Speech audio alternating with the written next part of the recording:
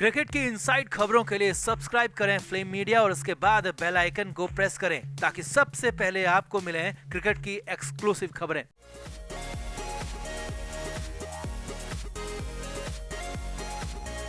भारतीय cricket team के युवा बल्लेबाज शुभमन गिल रणजी ट्रॉफी के मैच के दौरान विवादों में आ गए।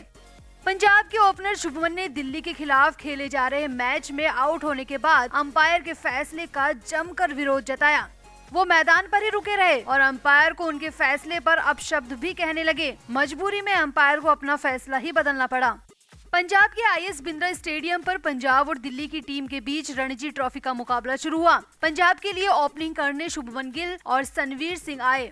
बतौर अंपायर पहले मैच में अंपायरिंग करने उतरे पश्चिमी पाठक ने शुभमन गिल को आउट करार दिया, जिस पर शुभमन गिल बुरी तरह बौखला गए और अंपायर के पास जाकर भड़क गए। गिल का कहना था कि वो आउट नहीं है और इसी वजह से उन्होंने अंपायर के फैसले का विरोध किया। शुभमन गिल ने इस दौरान न सिर्फ अंपायर पर गुस्सा जताया बल्कि उन्हें गाली भी देने लगे और मैदान छोड़कर जाने से मना कर दिया। शुभमन के विरोध जताने के बाद नए नवेले अंपायर दबाव में आ गए और अंपायर ने अपना फैसला बदल दिया और शुभमन को नॉट आउट करार दिया।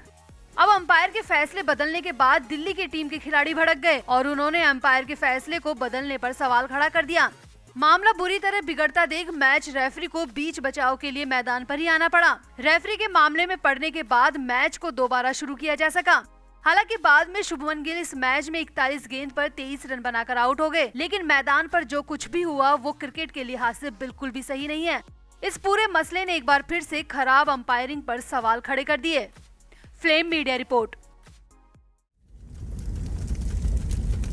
क्रिकेट की इनसाइड खबरों के लिए सब्सक्राइब करें फ्लेम मीडिया और उसके बाद बेल आइकन को प्रेस करें ताकि सबसे पहले आपको मिले क्रिकेट की एक्सक्लूसिव खबरें।